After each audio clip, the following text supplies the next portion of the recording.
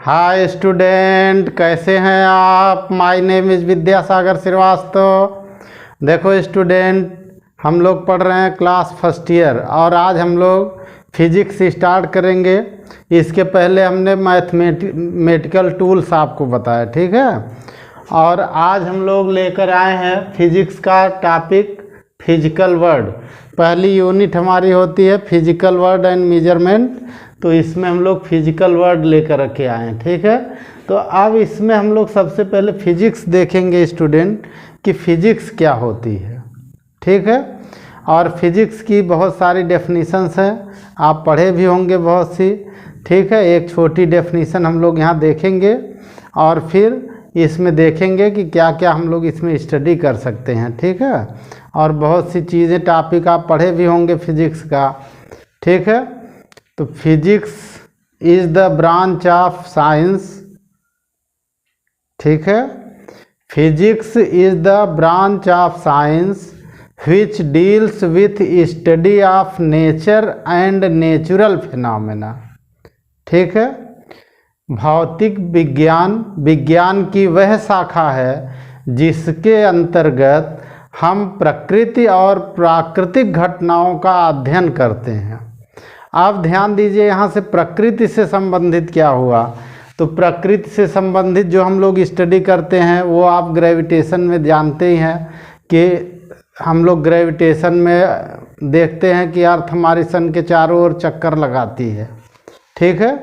तो हम लोग इसको देखते हैं और हम लोग देखते हैं कि कोई दौड़ता हुआ जा रहा है, गिर पड़ता है, तो क्यों गिर पड़ता है, किसी की स्पीड कम है, किसी की ज़्यादा है, ठीक है। इसके अलावा लाइट आती है सन से, तो ये नेचुरल ही तो है, नेचुरल ही तो हम लोग स्टडी करते हैं।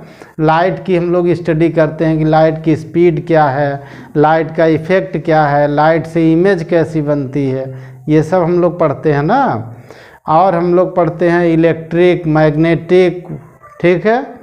और तरह तरह के जो इनके यूजेज हैं वो भी फिजिक्स में पढ़ते हैं। आप अपने घर का देखिए, पहले घर में आपके कुर्सी, मेज, टेबल, ठीक, गैस सिलेंडर, ध्यान रखिएगा, फैन, खिड़की, दरवाजे, ये सब फिजिक्स है, ठीक है।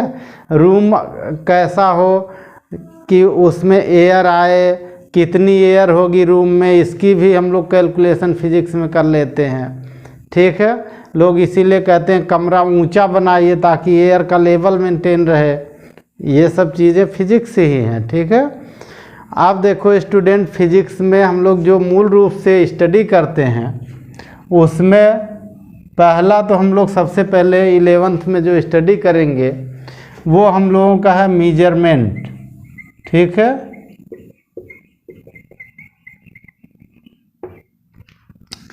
मेजरमेंट के जस्ट बाद हम लोग स्टडी करते हैं काइनेमेटिक्स,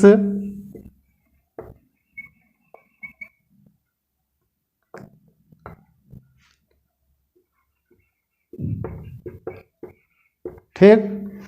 मेजरमेंट के जस्ट बाद हम लोग काइनेमेटिक्स यानी जिसमें मोशन होता है, गतिकी होती है, उसकी स्टडी करते हैं। फिर हम लोग पहुंच जाते हैं लॉज ऑफ मोशन पर पहुंच जाते हैं, ठीक है। लॉज ऑफ मोशन पर पहुंच जाते हैं।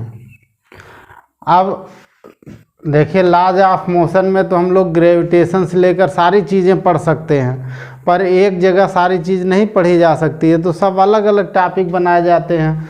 फिर उसी में हम लोग ग्रेविटेशन भी पढ़ते हैं, ठीक है।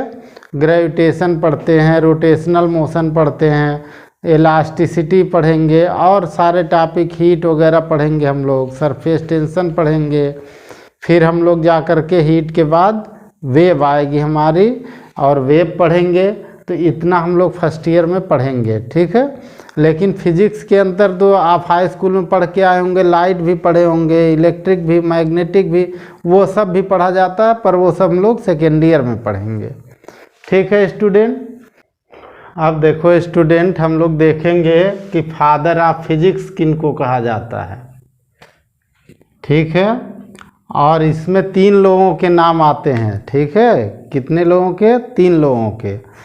अब देखो स्टूडेंट, इनमें जो आता है पहला नाम वो जनरली जिनको हम लोग यूज करते हैं, और जो हर जगह मिलता है हम लोगों को, ठीक है। अब यहाँ हमने क्या लिखा है, यहाँ खाली जगह छोड़ी है, इसमें भर देंगे तो स्टेटमेंट कंप्लीट हो जाएगा। आप जानते हैं कौन है ये? आइजैक न्यूटन है। कौन है? जनरली कौन है? आइजैक न्यूटन, ठीक है।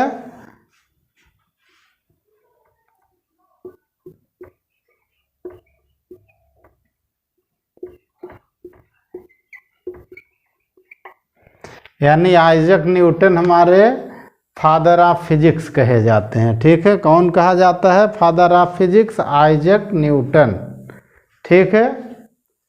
दूसरा है, देखिए, ऑब्जर्वेशनल एस्ट्रोनॉमी के जो फादर ऑफ फिजिक्स कहे जाते हैं, इनको गैलीलियो को कहा जाता है।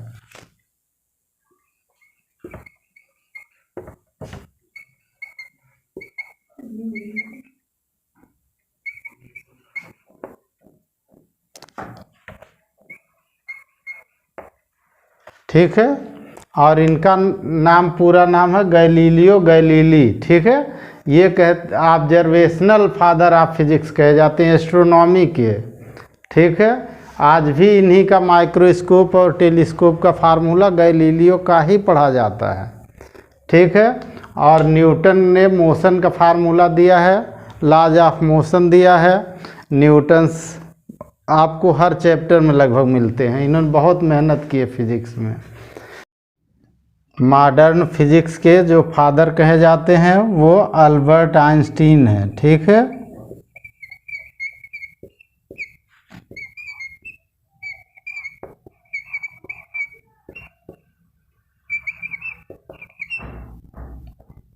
ठीक है, ये तीन है फादर ऑफ फिजिक्स, ठीक है। पहले कौन है? मेन जनरली कौन माना जाता है? Isaac Newton. और न्यूटन का जो मेन टॉपिक आप पढ़ते हैं वो लॉज ऑफ मोशन है, जो सबसे इम्पोर्टेंट है। इसके बाद लॉ ऑफ ग्रेविटेशन है, ठीक है। फिर पढ़ते हैं आप न्यूटन्स लॉ ऑफ कूलिंग पढ़ते हैं, ठीक है। तो न्यूटन्स के तो बहुत कुछ आप पढ़ते हैं फिजिक्स में। फिर दूसरे फादर इनके कहे जाते हैं एस्ट्रोनॉमी वाले, और वो है गैलीलियो, ठीक है। और तीसरे फादर कहे जाते हैं मॉडर्न फिजिक्स के, वो है अल्बर्ट आइंस्टीन। ओके स्टूडेंट, अब देखो स्टूडेंट, हम लोग देखेंगे साइंटिफिक मेथड ऑफ फिजिक्स। अब इसमें आप समझ रहे हैं क्या होता होगा कि सबसे पहले किसी के माइंड में कोई क्वेश्चन आता है, ठीक है। सबसे पहले क्वेश्चन आता है, ठीक है। क्वेश्चन को कहीं कहीं ऑब्जर्वेशन भी लिख देते हैं। तो जो हमारे मेथड के स्टेप्स होते हैं उसमें सबसे पहले हमारे माइंड में आता है क्वेश्चन, ठीक है। जैसे क्वेश्चन आया कि सूर्य से प्रकाश पृथ्वी तक क्यों आता है, या हमारे अंदर ये क्वेश्चन आया, ठीक है, कि फल ऊपर से नीचे ही क्यों गिरता है पेड़ से टूटकर। तो सबसे पहले दिमाग में आता है क्वेश्चन, ठीक है। सबसे पहले क्या आता है? क्वेश्चन आता है। अब जब हमारे पास क्वेश्चन आ गया, स्टेप पहला इसमें होगा क्वेश्चन होगा, तभी आगे क्वेश्चन के सलूशन की बात आएगी, ठीक है। सबसे पहले हमारे स्टेप में क्या आता है? क्वेश्चन आता है, ठीक है।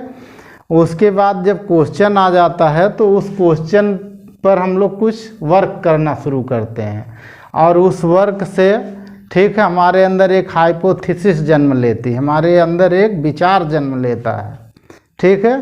तो फिर इसके बाद हम लोग अपनी कुछ हाइपोथेसिस बनाते हैं,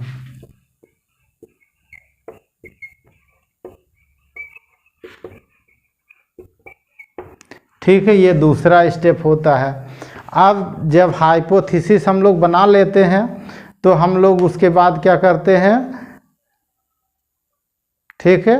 हाइपोथेसिस बनाने के बाद आप इस पर हम लोग प्रैक्टिकल करते हैं, ठीक है। तो इसके बाद आता है एक्सपेरिमेंट हमारा, ठीक।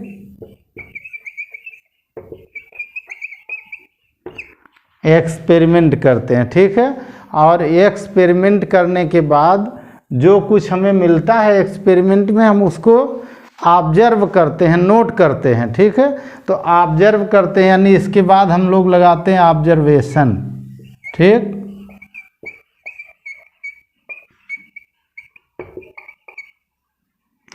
ऑब्जर्व करने के बाद, ठीक है, फिर हम लोग उस ऑब्जर्वेशन की एनालिसिस करते हैं। क्या करते हैं? एनालिसिस करते हैं ऑब्जर्वेशन की, और ऑब्जर्वेशन की एनालिसिस होती है, ठीक है। और एनालिसिस करने के बाद तब हम कंक्लूजन पर पहुंचते हैं, रिजल्ट पर पहुंचते हैं, ठीक है। तो 6 स्टेप हम लोगों का होता है कंक्लूजन, ठीक है। इसमें कंक्लूजन में ही रिजल्ट या, ठीक है, कंक्लूजन मीन्स रिजल्ट, यानी लास्ट में तब हमारा रिजल्ट निकलता है। पहले हमारे माइंड में एक क्वेश्चन सेटअप होता है कि ऐसा क्यों होता है। उस क्वेश्चन को सेटअप करके हम लोग तरह तरह के विचार उस पर जो बन सकते हैं, उन विचारों को एक जगह कलेक्ट करते हैं। उन विचारों के बाद हम उसका एक्सपेरिमेंट करते हैं, प्रयोग करते हैं, और प्रयोग करने के बाद ऑब्जर्वेशन तैयार करते हैं कि प्रयोग से जो जो हमें मिला उसको एक जगह रखते हैं, और उस ऑब्जर्वेशन की एनालिसिस करते हैं। एनालिसिस करने के बाद कंक्लूजन और रिजल्ट निकालते हैं, ठीक है। कहीं कहीं क्वेश्चन को ऑब्जर्वेशन लिखा हुआ है, ठीक है।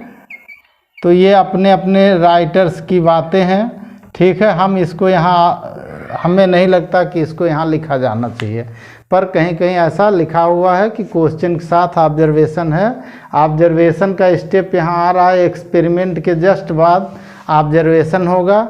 जब आप प्रैक्टिकल लिखेंगे तो प्रैक्टिकल में पहले आप ऑब्जेक्ट लिखेंगे, ऑब्जेक्ट क्वेश्चन हुआ, ठीक। फिर उसमें जो हम लोग सामान यूज करते हैं वो प्रैक्टिकल की तैयारी होती, वो हाइपोथेसिस हुआ। तीसरा जो है हम लोग एक्सपेरिमेंट करते हैं, ठीक। एक्सपेरिमेंट करने के बाद फिर ऑब्जर्वेशन आप टेबल बनाएंगे, फिर उन ऑब्जर्वेशन टेबल की एनालिसिस करके रिजल्ट निकालेंगे, जिसमें कैलकुलेशन वगैरह एनालिसिस में होगा। और फिर हम लोग उसके बाद रिजल्ट पर पहुंचते हैं, और लास्ट में हम लोग रिजल्ट लिखते हैं, ठीक है। इतने स्टेप होते हैं फिजिक्स के जो है साइंटिफिक मेथड में। ओके स्टूडेंट, अब देखो स्टूडेंट, हम लोग देखेंगे role of physics in technology. यहाँ देखो स्टूडेंट, ध्यान से देखिएगा। फ्लाइट ऑफ रॉकेट्स जो होता है ये न्यूटन्स लॉ ऑफ मोशन पर बेस्ड है, ठीक है। तो इसके लिए जो हमारा प्रिंसिपल यूज होता है वो Newton's law of motion, Newton's law of motion use होता है, ठीक है। और देखिए designing of wings of aeroplane, इसमें हम लोग बर्नौलीज थ्योरम का यूज करते हैं,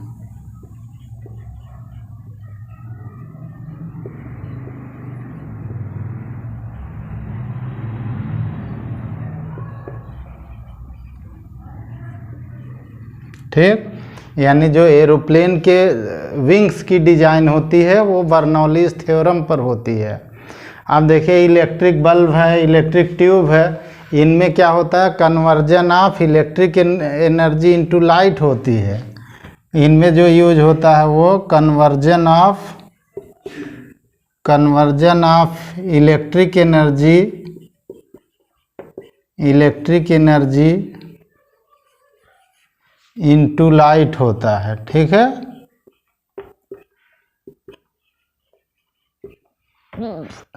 अब इधर देखिए इलेक्ट्रिकल जनरेटर है या इंडक्टिव फर्नेस है, ये हमारा फैराडेज लॉ पर डिपेंड होता है, ठीक है।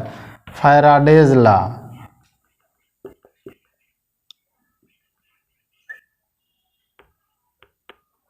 Faraday's law of electromagnetic induction, electromagnetic induction पर बेस्ड होता है, ठीक है।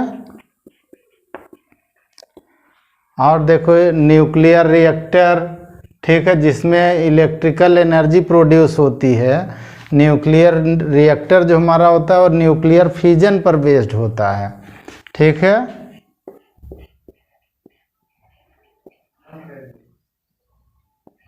न्यूक्लियर फ्यूजन पर बेस्ड होता है। ठीक है, यानी ये नाभिकीय संलयन है। बाकी ये रूल लिखे हैं, conservation of electric energy into light, Bernoulli's theorem, लाजा, इसमें हिंदी इंग्लिश कुछ नहीं है, सब ऐसे ही है। ठीक है, अब देखिए थर्मल पावर स्टेशन जो होता है जहाँ कोयला जलता है, ठीक है, कोयला बर्न होता है तो क्या होता है, केमिकल एनर्जी कन्वर्ट होती है हीट में। ठीक है ना,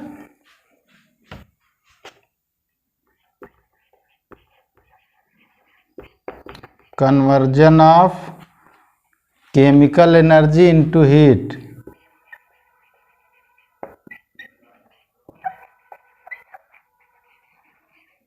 केमिकल एनर्जी इनटू हीट। ठीक है, हीट में कन्वर्ट होती है, वहाँ पे हीट से इलेक्ट्रिसिटी वगैरह बनाते हैं और उसके लिए अलग प्रोसेस यूज करते हैं। ठीक है, विंड मिल जो होती है, पवन चक्की जो हवा से चलती है, ठीक है, पवन चक्की जो होती है वो किससे चलती है, हवा से, तो ये फ्लो ऑफ एयर पर बेस्ड होती है, फ्लो ऑफ एयर। ठीक है, एयर चलती है जिसके कारण विंड मिल हमारी चलती है। तो फ्लो ऑफ एयर में जो हमारा सिस्टम होता है वो उसकी स्पीड पर डिपेंड होता है, काइनेटिक एनर्जी पर डिपेंड होता है। एयर की काइनेटिक एनर्जी यहाँ यूज करते हैं। ठीक है, अब देखिए स्टूडेंट, रोल ऑफ फिजिक्स का अगला पॉइंट हम लोग देखेंगे।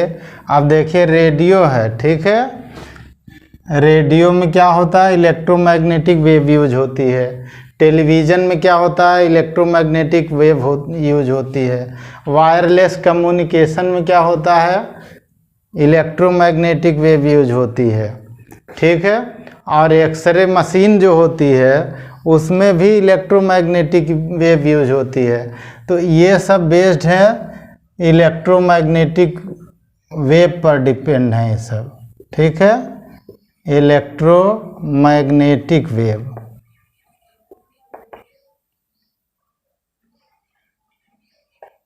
ये सभी इलेक्ट्रोमैग्नेटिक वेव पर डिपेंड है।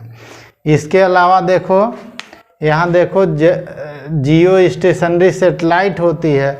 अब वहाँ से जो डाटा भेजा जाता है वो भी इलेक्ट्रोमैग्नेटिक वेव से भेजा जाता है, जो कि वेदर वगैरह की फोरकास्ट करते हैं, भविष्यवाणी करते हैं, मौसम की जो बताते हैं। ठीक है, तो इनमें भी इलेक्ट्रोमैग्नेटिक वेव का फिनोमेना यूज होता है। ठीक है, तो ये ऊपर के जो पार्ट हैं सब हमारे, इन सब में इलेक्ट्रोमैग्नेटिक वेव का फिनोमेना यूज होता है। ठीक है, सोलर एनर्जी किस पर बेस्ड है, न्यूक्लियर फ्यूजन पर बेस्ड है, न्यूक्लियर फ्यूजन। ठीक है, सोलर एनर्जी जो कि सोलर एनर्जी जीवन के लिए बेस है वो न्यूक्लियर फ्यूजन पर बेस्ड है। ठीक है, कैलकुलेटर, कंप्यूटर, मोबाइल, ये सब डिजिटल इलेक्ट्रॉनिक्स में पढ़ाए जाते हैं। ठीक है, तो ये सब डिजिटल इलेक्ट्रॉनिक्स हैं, डिजिटल। ठीक है, पर बेस्ड हैं, इनकी थ्योरी पर बेस्ड हैं ये सब।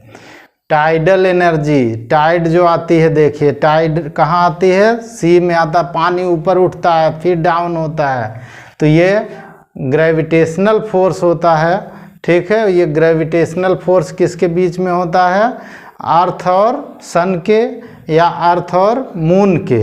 तो ये किस पर बेस्ड हो गया, ग्रेविटेशनल फोर्स।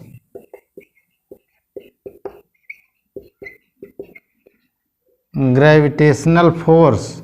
ठीक है, अब किसके बीच में हो गए, अर्थ से मून या सन। ठीक, ये अर्थ, ठीक है, इनसे या तो सन होगा और मून होगा। ठीक है, दोनों से टाइड उत्पन्न होता है। ठीक है, सन या मून से, दोनों से उत्पन्न होता है। ठीक है, अब देखो student, laser covering an extremely wide field of practical application use of the phenomena of population inversion, यानी पॉपुलेशन इन्वर्जन का जो फिनोमेना है उसको जानने के लिए लेजर कवरिंग का यूज होता है। ठीक है, अब देखो स्टूडेंट, हम लोग देखेंगे इम्पैक्ट ऑन सोसाइटी। ठीक है, फिजिक्स का सोसाइटी पर क्या इम्पैक्ट है इसको हम लोग देखेंगे। ठीक है, हमने इसमें पॉइंट वाइज बनाया, ध्यान दीजिए। Housewifes, businessmans, industrialist and professionals used. ये क्या यूज करते हैं? टेलीफोन यूज करते हैं, करते थे हैं कि नहीं? टेलीफोन, ठीक है, जो कि फिजिक्स का बना हुआ है, ये इम्पैक्ट है फिजिक्स का। ठीक है, टेलीग्राफ, टेलीग्राफ, ठीक, टेलीग्राफ का यूज करते हैं। ठीक है, टेलेक्स का यूज करते हैं, टेलेक्स, टेलीप्रिंटर,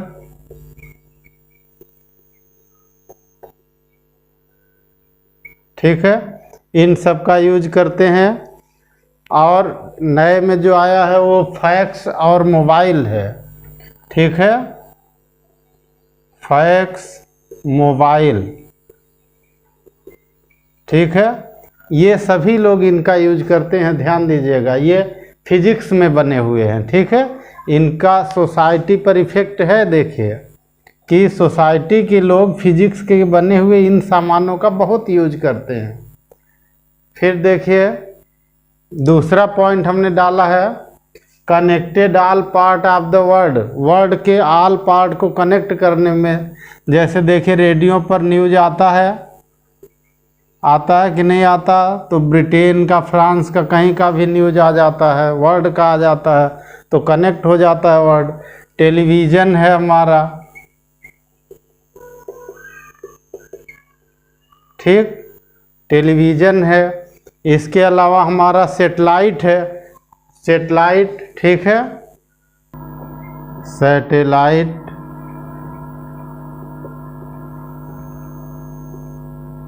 सैटेलाइट, ठीक है, ईटीसी।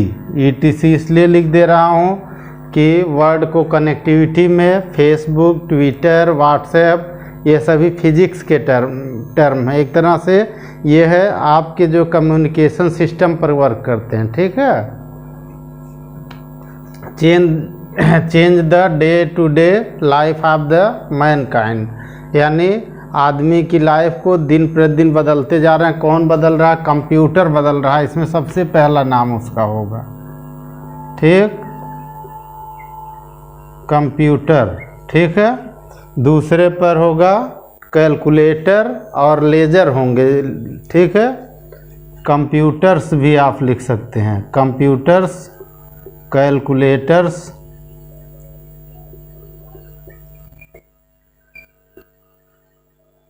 और लेजर्स। ठीक है,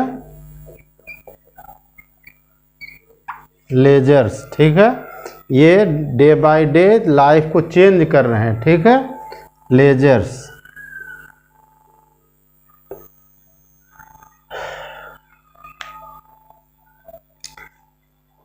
अब देखो अगले पॉइंट में देखिए, absolutely necessary for the existence of future generation. भविष्य की जो जनरेशन है उसके लिए कोई सोर्स ऑफ एनर्जी चाहिए। यहाँ देखो जो वास्तव में आवश्यक है, ठीक है, उसके एग्जिस्टेंस की बात देखिए। तो कौन वास्तव में आवश्यक है, किसके लिए? तो इसके लिए एनर्जी का नया नया सोर्स डेवलप होना चाहिए।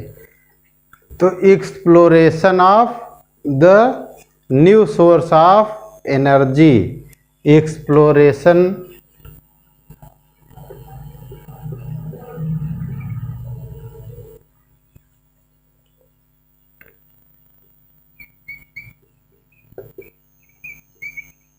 Of new sources of energy. ठीक है, यानी भविष्य के लिए नए नए स्रोतों की खोज होनी चाहिए, डेवलप किया जाना चाहिए, और वो हो रहे हैं फिजिक्स में। सोसाइटी पर इनका इम्पैक्ट है। जैसे हमने अभी बताया आपको कि जैसे जैसे साइंस डेवलप हुई, विंड मिल चली, कुछ लोग डेवलप कर लिए हैं कि पानी से चलने वाली बाइक बना लिए हैं कुछ लोग। तो ये भी डेवलपमेंट है, नए नए सोर्स बनते जाते हैं, पुराना छूटता जाता है, नए बनते जाते हैं। ठीक है, पहले लोग तीर धनुष से लड़ाई करते थे, भाला चलाते थे, गदा चलाते थे, अब लोग गोला बम चलाते हैं। तो ये डेवलपमेंट होता रहता है ऐसे। ठीक है, अब देखो साइंस का जो इम्पैक्ट है फ्यूचर के लिए, जो खतरा बन गया है, उसमें आप देखिए डेवलपमेंट ऑफ न्यूक्लियर पावर, जो development of nuclear power,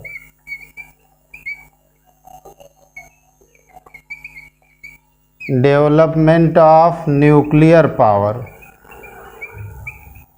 nuclear power, ठीक है, ये फ्यूचर के लिए खतरा बन गया है और इसका डेवलपमेंट नहीं होना चाहिए था, लेकिन ये बहुत ज़्यादा डेवलप हो गया है। और इस पर जो बम बना दिए गए तरह तरह के, कोई भी एक बम फोड़ दिया जापान में ले जा कर के, और हिरोशिमा आज तक जो है तबाही से उबर नहीं पाया। ठीक है, वैसे ही नागासाकी में जापान के बम फोड़ दिया, और ये दोनों ही बम 6 अगस्त और 9 अगस्त को 1945 में अमेरिका ने फोड़े थे। ठीक है, तो और बम जब बना था तो बम इस उद्देश्य से नहीं बना रहा होगा कि उड़ा दिया जाएगा दुनिया को, लेकिन दुनिया को उड़ा दे रहे हैं बम। चीन ने ऐसे ऐसे बम बनाए, अमेरिका ने ऐसे ऐसे बम बनाए, रूस ने बनाए हैं कि अगर एक भी बम डिफ्यूज हो जाए, अचानक से फूट जाए, जो है एक्सप्लोड हो जाए, ठीक है, तो पूरा वर्ल्ड तहस नहस हो जाएगा जो है। यानी डेवलपमेंट ऑफ न्यूक्लियर पावर जो है ये भविष्य के लिए खतरा है, फ्यूचर के लिए, अर्थ पर लाइफ के लिए, जीवन के लिए खतरा है। ठीक है, अब देखो स्टूडेंट, हम लोग देखेंगे physics in relation to other sciences, यानी फिजिक्स का अलग अलग साइंस से क्या रिलेशन है। तो देखो स्टूडेंट, यहाँ पे हमने पहला टॉपिक लिया है केमिस्ट्री से क्या रिलेशन है। ठीक है, तो फिजिक्स और केमिस्ट्री एक दूसरे के पूरक हैं, सहयोगी हैं, वो कोई एक दूसरे का अपोजिट नहीं है, लेकिन दोनों का स्कोप अलग अलग है। दोनों ही ब्रांच ऑफ साइंस हैं, यानी दोनों साइंस की ब्रांचेज हैं। ठीक है, लेकिन दोनों का स्कोप अलग अलग है। आप देखो फिजिक्स की हेल्प से क्या होता है कि जो हमारे एटम की फिजिक्स है, ठीक, न्यूक्लियर फिजिक्स है,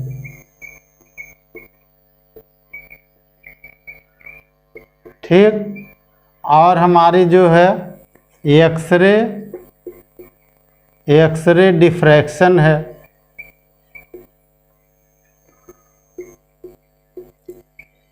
ठीक, इनकी हेल्प से जो पीरियाडिक टेबल होता है उनमें एटम्स को अरेंज किया जाता है। ठीक है स्टूडेंट, तो दोनों एक दूसरे की हेल्प करते हैं।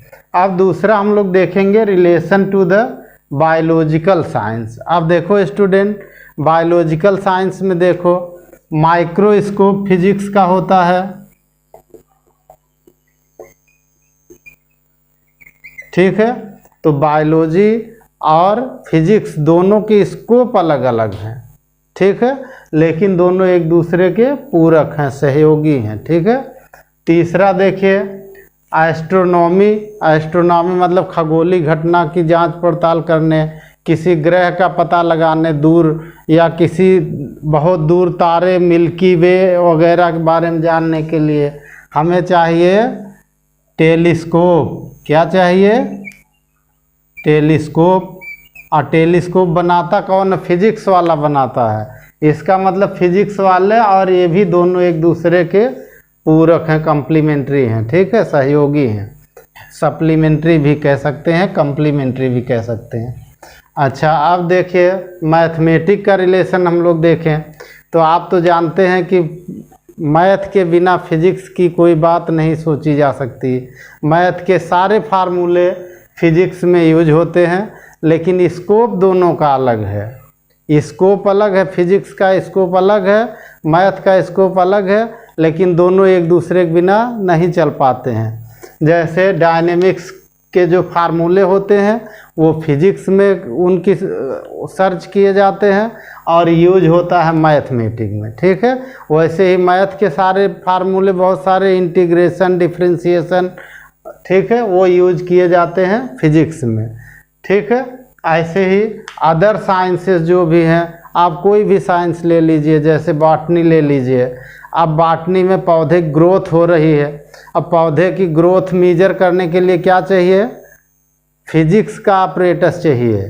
ठीक है, तो फिजिक्स की मतलब बॉटनी में भी फिजिक्स का हेल्प है, लेकिन स्कोप बॉटनी से फिजिक्स का अलग है। ठीक है, ऐसे ही और भी जो भी साइंस हैं, आप उनमें सब में देखेंगे तो सब में कुछ न कुछ इसका रिलेशन मिलता है फिजिक्स का, और सब का कुछ न कुछ एक दूसरे में रिलेशन रहता है, एक का उपयोग दूसरे में बना रहता है। ठीक है, आप देखो स्टूडेंट, हम लोग देखेंगे फंडामेंटल फोर्सेस इन नेचर।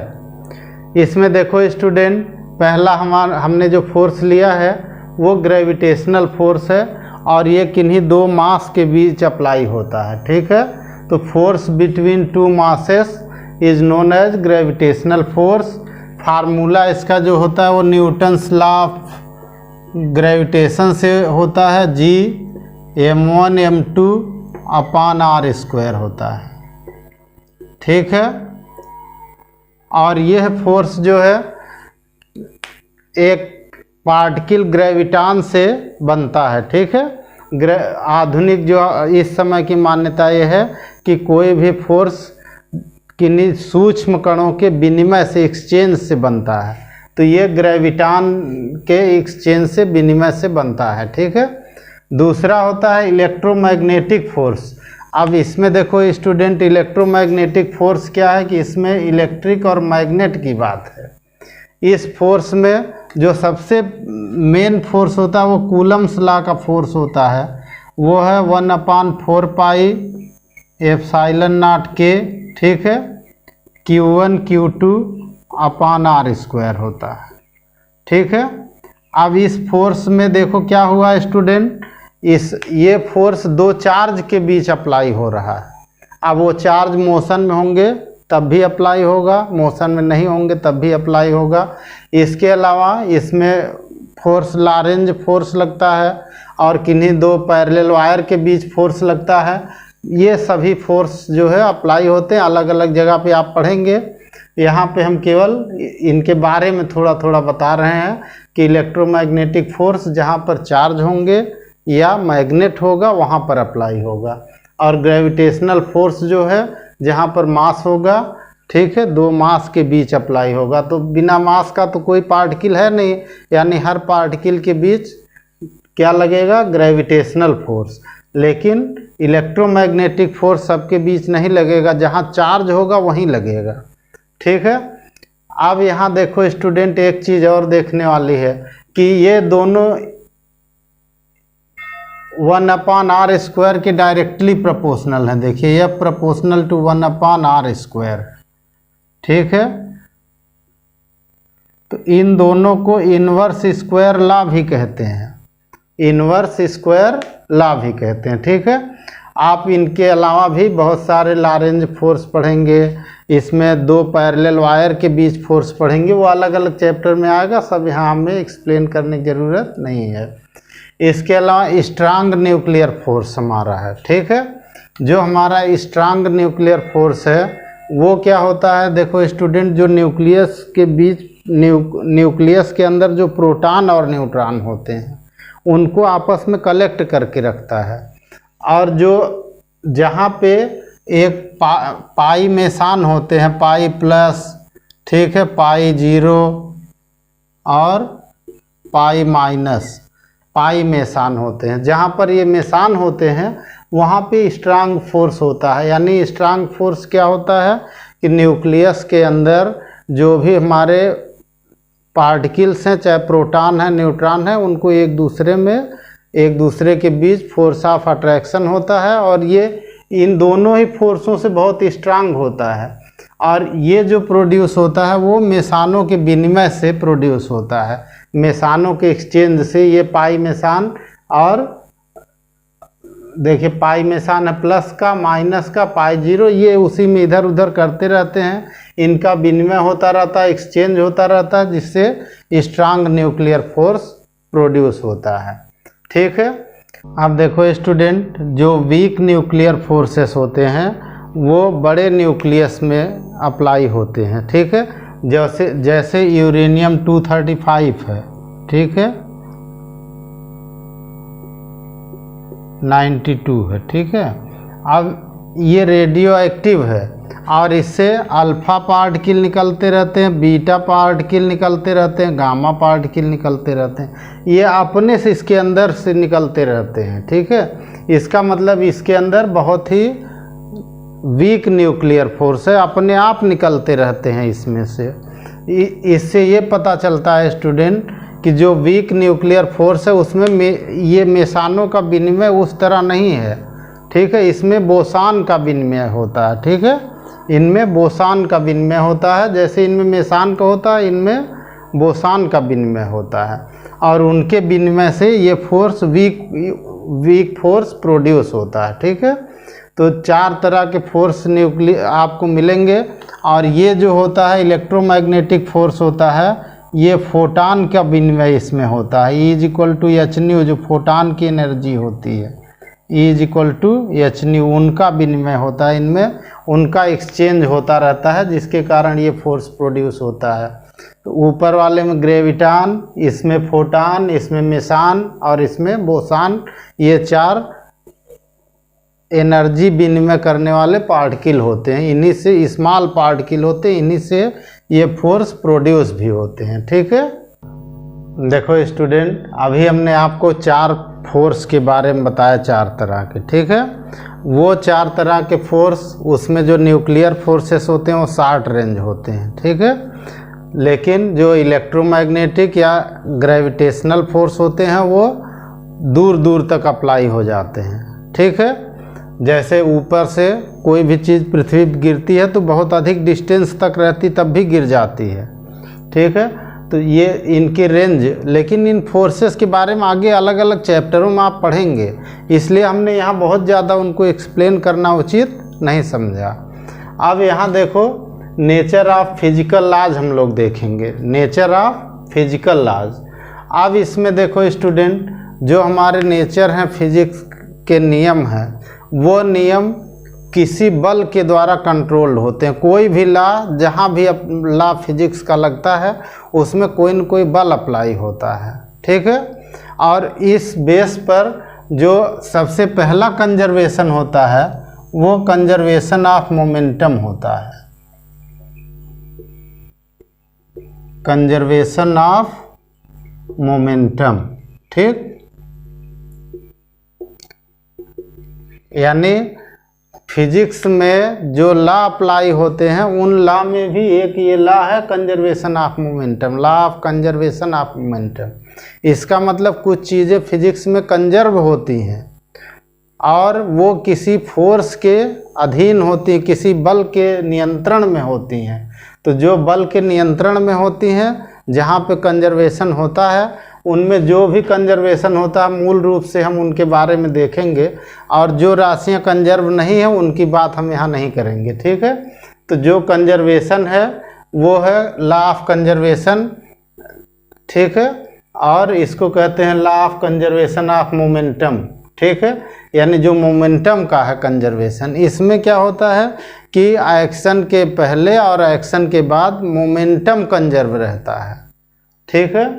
अच्छा, इसके अलावा दूसरा पढ़ते हैं कंजर्वेशन ऑफ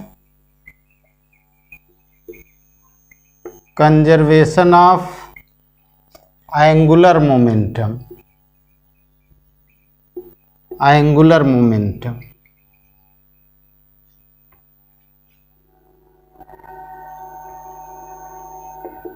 ठीक। अब देखो, एंगुलर मोमेंटम जहाँ भी सर्कुलर मोशन होता है या कोई रोटेशनल मोशन होता है, उस जगह पर एंगुलर मोमेंटम अप्लाई होता है। जैसे आप लट्टू नचाते हैं, लट्टू देखे होंगे बहुत से लोग लट्टू नाचते हुए। तो लट्टू में क्या होता है, जब तक वो कांस्टेंट स्पीड से घूमेगा एंगुलर मोमेंटम कंजर्व होता है, ठीक है। ये भी एक तरह का मोमेंटम होता है, जैसे ऊपर का मोमेंटम होता है, ठीक है। ये मोमेंटम हमारा होता है इसका फार्मूला क्या पढ़ते हैं, मोमेंटम का, मोमेंटम को फार्मूला पढ़ते हैं P = mv पढ़ते हैं, ठीक है। यानी P मोमेंटम है, मास है, वेलोसिटी है। इसका जो फार्मूला हम लोग पढ़ते हैं इसी से पढ़ते हैं, ठीक है। इसको लिखते हैं एंगुलर मोमेंटम को L लिखते हैं कहीं कहीं, और कहीं कहीं J लिखते हैं, ठीक है। तो L = RP इसका फार्मूला लेते हैं। R क्या रेडियस है, P है यही लीनियर मोमेंटम, इसको लीनियर मोमेंटम भी कहते हैं, ठीक है। इसको लीनियर मोमेंटम भी कहते हैं। तो ऐसी कोई घटना नहीं है जिसमें लीनियर मोमेंटम कंजर्व ना हो, ध्यान रखिएगा। फिजिक्स की सारी घटनाओं में जहाँ भी फिजिक्स की घटना घटेगी लीनियर मोमेंटम कंजर्व होगा, इसकी बात नहीं करेंगे लेकिन ये कंजर्व होगा। अगर कहीं एक्सीडेंट होगा तो भी कंजर्व होगा, एक्सीडेंट नहीं होगा तो भी कंजर्व होगा, ठीक है। लेकिन ये वहीं पे होगा जहाँ रोटेशनल या सर्कुलर मोशन होगा। तीसरा होता है कंजर्वेशन ऑफ एनर्जी।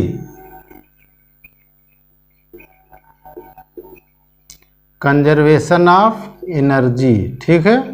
और कंजर्वेशन ऑफ एनर्जी आप पढ़ते ही हैं बचपन से, energy can not be create और डिस्ट्रॉय, ये सब पढ़ते हैं। यानी वही चीज़ें इनमें देखो, अगर नेट फोर्स 0 होगा तो पहले वाले में मोमेंटम कंजर्व होगा, इसमें क्या होगा, नेट फोर्स 0 होगा, F नेट जो है इसमें नहीं होगा, ठीक। इसमें क्या होगा, इसमें मोमेंट ऑफ फोर्स यानी टार्क नेट जो होगा वो 0 होना चाहिए। अगर ऐसा होगा तभी ये कंजर्व होगा। तो वैसे ही कंजर्वेशन ऑफ एनर्जी होती है, कंजर्वेशन ऑफ मास होता है, ये सभी कंजर्व होते हैं। कंजर्वेशन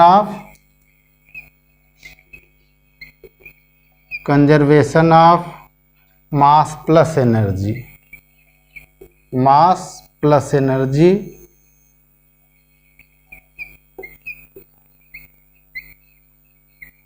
अब हम इनके बारे में यहाँ आपको नहीं बता सकते, ये लॉ है फिजिक्स के, नाम मैं इन्हीं के बता रहा हूँ।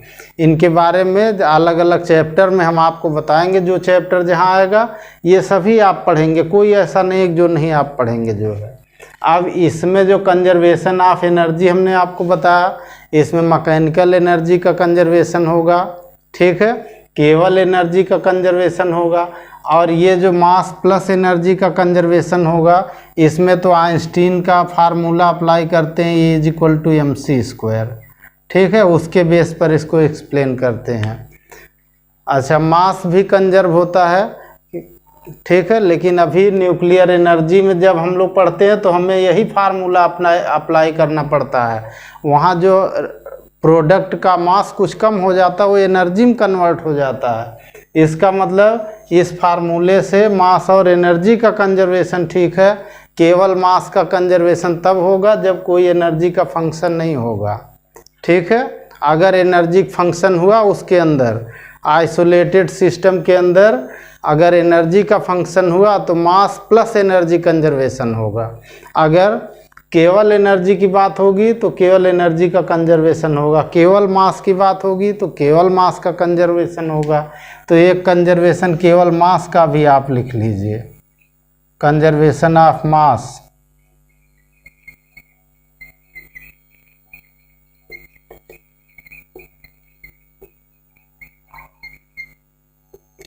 ठीक, तो ये सभी कंजर्वेशन जो फिजिक्स के लॉ हैं एक तरह से, और इन सब के नेचर में कुछ न कुछ विशेषता होती है। जैसे पहले में देखिए ये नेट फोर्स 0 है, इसमें देखिए मोमेंट ऑफ फोर्स नेट जो है वो 0 है। इसमें जो रिलेशन है E = mc², वैसे इसमें भी एक रिलेशन होगा कि टोटल मास जो रिएक्शन के पहले रिएक्शन के बाद मास कंजर्व होगा। इसमें क्या होगा, कंजर्वेशन ऑफ एनर्जी में क्या होगा, रिएक्शन के पहले रिएक्शन के बाद कंजर्वेशन एनर्जी कंजर्व होगी, यानी एक्सीडेंट होने के पहले एक्सीडेंट होने के बाद, दोनों चीज़ें आप देखेंगे। फिजिक्स में रिएक्शन की भी एनर्जी पढ़ी जाती है, एक्सीडेंट की भी एनर्जी पढ़ते हैं हम लोग, ठीक है। लेकिन एक चीज़ सब में कॉमन होगा, वो पहला जो है, पहला सारे में कंजर्व होगा, ध्यान रखिएगा इसका। पहले वाले को सब में कंजर्व करेंगे, ठीक है। और भी बहुत सारे कंजर्वेशन हैं, पर वो सभी कंजर्वेशन आप पढ़िए, अलग अलग चैप्टर में अलग अलग आएंगे, ठीक है। एक और हम लोग कंजर्वेशन देखते हैं जो इम्पोर्टेंट होते हैं, वो है कंजर्वेशन ऑफ चार्ज।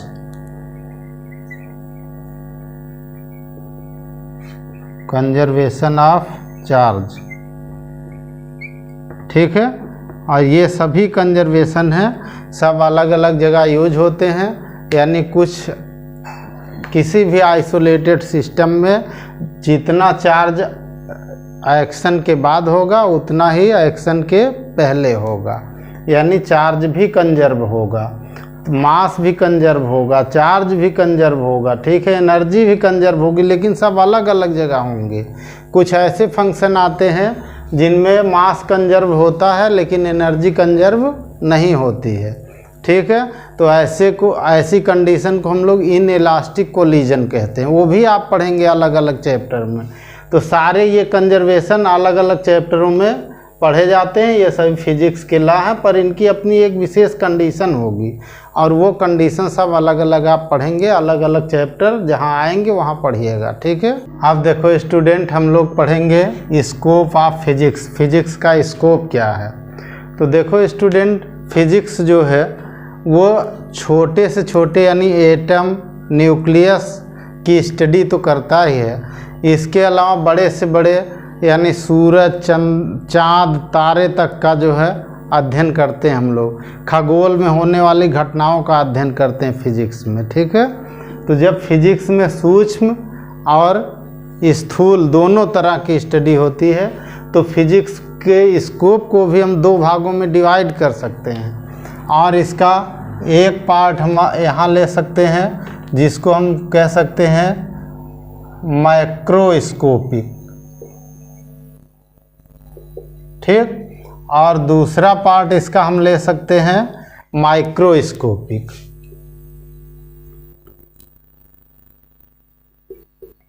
माइक्रोस्कोपिक,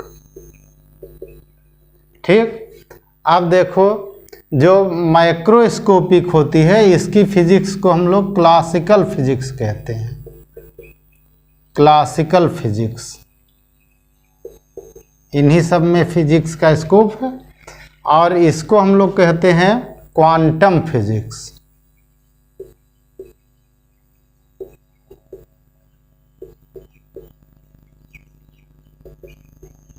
ठीक है।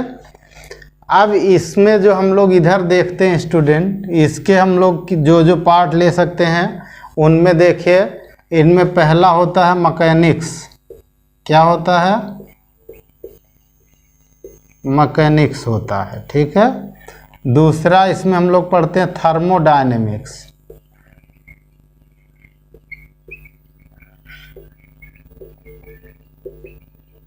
ठीक।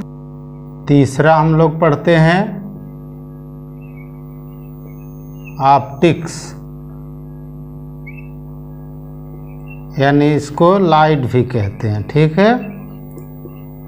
चौथा हम लोग पढ़ते हैं ऑसिलेशन एंड वेव।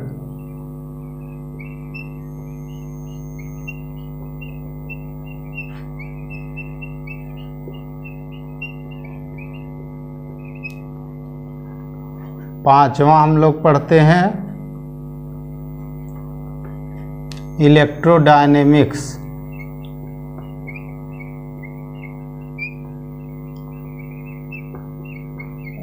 ठीक है। ये सब स्थूल फिजिक्स के अंदर हम लोग ये पांचों पढ़ते हैं।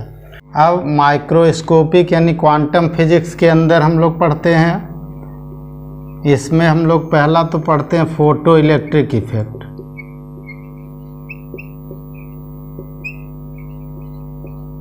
ठीक है। इसके अलावा हम लोग पढ़ते हैं स्ट्रक्चर ऑफ एटम।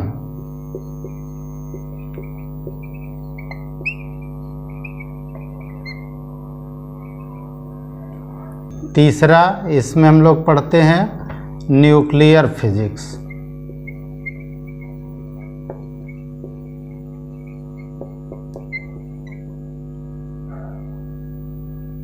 ठीक है। अब देखो स्टूडेंट, फिजिक्स का स्कोप कैसा हुआ। माइक्रो, माइक्रो यानी बहुत बड़े से लेकर के माइक्रो यानी बहुत छोटे तक, बहुत बड़ा। जैसे हम लोग अर्थ की स्टडी करते हैं, अर्थ के बारे में कि अर्थ की स्पीड क्या है, अर्थ सन के चारों ओर जो घूम रहे उसका पाथ कैसा, केपलर्स लॉ में पता चलता है, ठीक है। वैसे और हम वहीं इलेक्ट्रॉन, प्रोटॉन, ऐसे स्मॉल पार्टिकल के बारे में इधर स्टडी करते हैं।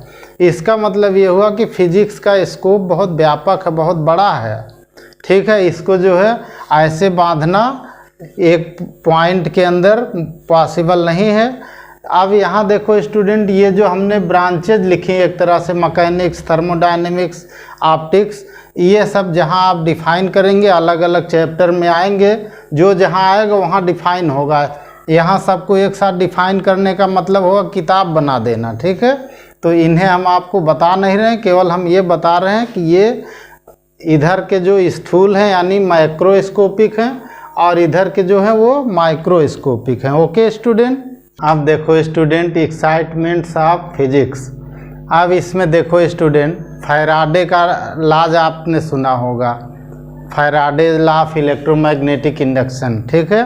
तो फैराडे क्या कर रहे थे कि फैराडे इस थ्योरी पर काम कर रहे थे कि जैसे इलेक्ट्रिसिटी से मोटर चलता है, तो वैसे अगर किसी को गोल गोल घुमाया जाए तो उससे इलेक्ट्रिसिटी बननी चाहिए, लेकिन इलेक्ट्रिसिटी वो वैसे बना नहीं पाए, ठीक है। जब बहुत परेशान हो गए तो वो थक हार करके उन्होंने अपना जो मैग्नेट था उठा के उसी कॉइल में फेंक दिया, लेकिन जैसे ही कॉइल के अंदर से मैग्नेट पास हुआ तो करंट वहाँ प्रोड्यूस हो गई, और उन्होंने इलेक्ट्रोमैग्नेटिक इंडक्शन का फार्मूला दिया, और उसके बेस पर आज जनरेटर घर घर में बिजली प्रोड्यूस करता है। ये एक्साइटमेंट है, ठीक है। जैसे आर्किमिडीज थे, ठीक है। आर्किमिडीज अपना प्रैक्टिकल करते करते हार गए, नहीं समझ आया, नदी में कूदे, और नदी में कूदे तो उन्हें लगा कि जैसे नीचे जाते हैं जल उन्हें ऊपर की ओर उठाता है। उन्होंने आकर के आर्किमिडीज प्रिंसिपल दिया, जिससे प्लवन यानी फ्लोटेशन का फार्मूला बना, और तरह तरह के शिप और वैज्ञानिक आविष्कार पानी में चलने वाले होने लगे, ठीक है। और देखो स्टूडेंट, न्यूटन सेब के पेड़ के नीचे बैठे थे, अब उनके ऊपर सेब गिरा, ठीक है।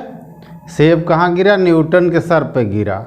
सेब पेड़ से टूटा और न्यूटन के सर पर गिरा। न्यूटन ने देखा कि सेब टूट करके नीचे ही क्यों गिरा, और नीचे गिरा। इस पर स्टडी करते करते उन्होंने न्यूटन्स लॉ ऑफ ग्रेविटेशन बना दिया, ठीक है। और आज उसी के बेस पर हम लोग एक्सप्लेन करते हैं। क्या एक्सप्लेन करते हैं? कि पृथ्वी सूर्य के चारों ओर घूमती है, ठीक है। और उसका हम लोग फार्मूला बना देते हैं कि इतनी स्पीड से घूमती है और उस पर इतना सेंट्रीपिटल फोर्स लगता है। ये सब न्यूटन ने उस एक सेब के बाद अध्ययन करना शुरू कर दिया। तो जब स्टडी होती, एक्साइटमेंट होता है, तो स्टडी अपने आप हो जाती है, ठीक है। एक्साइटमेंट के बाद स्टडी बन जाती है उसमें, ठीक है। भाप इंजन से रेलवे का पहला इंजन था जो है, आप देख रहे थे कि ढक्कन भाप से खुलता था, बंद होता था। इसके बेस पर स्टडी करके भाप इंजन बना दिया गया। वही भाप इंजन बाद में कन्वर्ट हुआ, फिर रेलवे इंजन बना। रेलवे इंजन के बाद जो है प्लेन के जो राइट ब्रदर्स थे, उन्होंने ऐसे ही देखिए बनाया एक्साइटमेंट।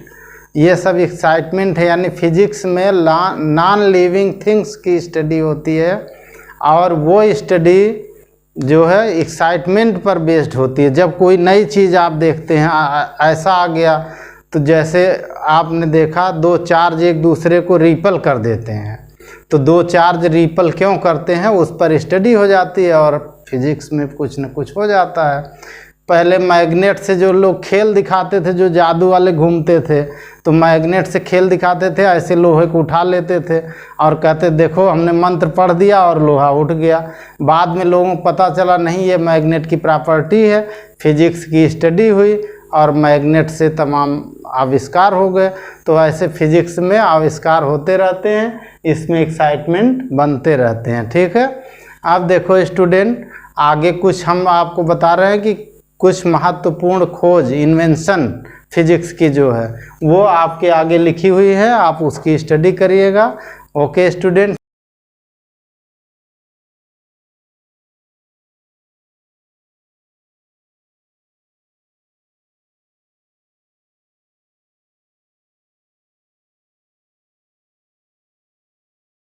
ठीक है, अगला वीडियो हम लोग पढ़ेंगे मेजरमेंट का। ठीक है।